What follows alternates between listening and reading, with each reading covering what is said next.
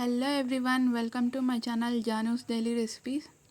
ఈరోజు రెసిపీ వచ్చేసి ఒక్కొక్క స్టేట్లో ఒక్కొక్క పేరుతో పిలుస్తారండి.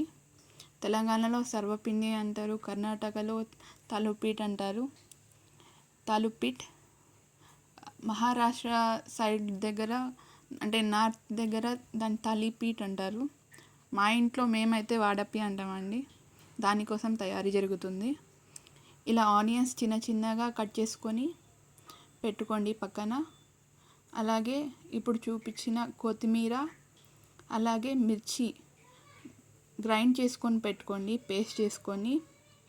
దీంట్లో కారం అదేమి స్పైసెస్ అయితే ఏమి వేయమండి, కానీ చాలా టేస్ట్గా ఉంటుంది. ఇది మెంతెం కూర. యాక్చువల్లీ నేను ఎండబెట్టింది. అలాగే ఇది పల్లీలు పొడి చేసుకొని అంటే గ్రైండ్ చేసుకొని పెట్టుకున్నాను. పూర్తి పౌడర్లా కాకుండా మామూలుగా క్రష్ అంటారు కదా, అలాగా చేసుకొని కొత్తిమీర, అగైన్ దాంట్లో కొత్తిమీర, మెంతెం కూర వేసాను. బియ్యం పిండిలో ఉప్పు, ఇలా చూడండి జీలకర్ర వేసి ఫస్ట్ ఆఫ్ ఆల్ బాగా కలుపుకోండి. అది మొత్తం ఉప్పు అనేది అంతా బాగా కలుపుకున్నాక ఇది వేసేద్దాం. ఆనియన్స్, మెంతెం కూర, కొత్తిమీర, ఇది మిర్చి పేస్ట్ వేసుకొని, అలాగే ఇది పల్లీల పొడి ఇలా గ్రైండ్ చేసుకున్నది వేసుకొని, నువ్వులు అండి, తెల్ల నువ్వులు టేస్ట్ చాలా బాగుంటుంది. మీరు సరి వేసి ట్రై చేయండి. నువ్వులు వేసి బాగా కలుపుకోవాలి, ఎందుకంటే ఆనియన్స్లో కూడా కొంచెం వాటర్ ఉంటుంది కాబట్టి ఫస్ట్ ఆఫ్ ఆల్ వాటర్ వేయకుండా బాగా కలుపుకోండి. ఇప్పుడు కొంచెం కొంచెంగా వాటర్ వేసుకొని కలుపుకుందాం. మీకు ఎంత కావాలంటే అంతనే పొడి తీసుకొని, అంటే అంతే మిక్చర్ తీసుకొని కలుపుకోండి. చూడండి ఇలా బాగా వాటర్ వేసుకొని, అంటే కొంచెం గట్టిగా కాదు, మెత్తగా కాదండి. నాకు కొంచెం ఇంకా నువ్వులు కావాలనిపించింది, ఇంకా వేయాలనిపించింది, అందుకే కొంచెం నువ్వులు వేసి, గట్టిగా కాదు అలాగే మెత్తగా కాదు, ఓకే, మామూలుగా కలుపుకొని పెట్టుకోండి. ఇది ఐరన్ కడాయి, ఐరన్ ప్యాన్ ఏదైనా కానీ ఐరన్లో చేస్తే బాగుంటుందండి, టేస్ట్ బాగా వస్తుంది, అలాగే క్రిస్పీగా ఉంటుంది. అందుకోసం నేను దీంట్లో ఇక్కడ ఐరన్ కడాయి తీసుకుంటున్నాను, అది. చూడండి ఇలా నేను చూపించినట్టు ఫస్ట్ ఆఫ్ ఆల్ ఆయిల్ రాసేసుకొని మిక్చర్ తీసుకొని ఇలా ఒత్తుకుంటూ పోవడమే. ఇంకా కొంచెం మిక్చర్ తక్కువ పడింది అని మీకు అనిపిస్తే ఇంకొంచెం మిక్చర్ తీసుకొని అలాగే వేళ్ళతో ఇలా ఒత్తుతూ వెళ్ళాలి. చూడండి మీరు ఆటోమేటిక్ ఇలా ఇలా వేళ్ళతో నొక్కడం వల్ల అది స్ప్రెడ్ అయిపోతుంది మిక్చర్ అనేది.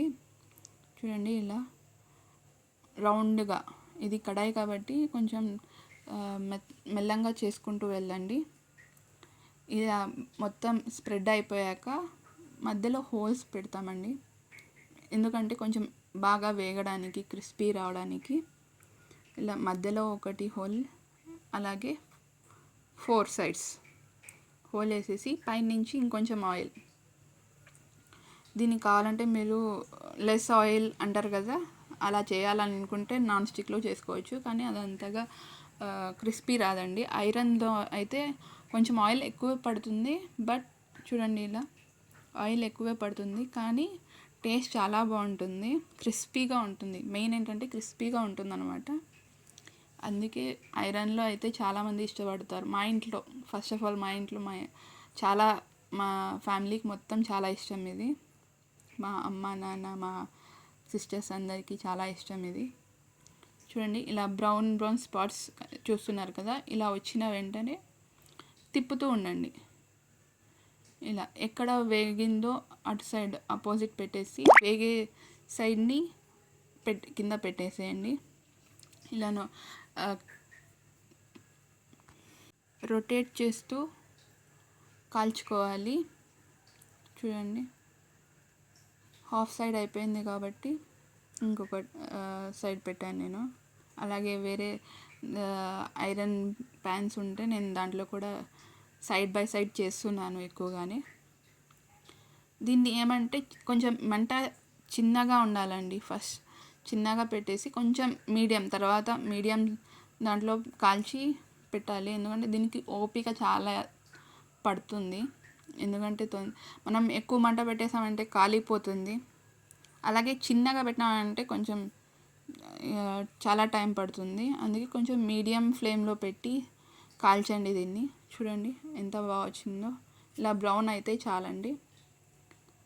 ఇది అయితే ఫస్ట్ వచ్చేసింది చిన్నది.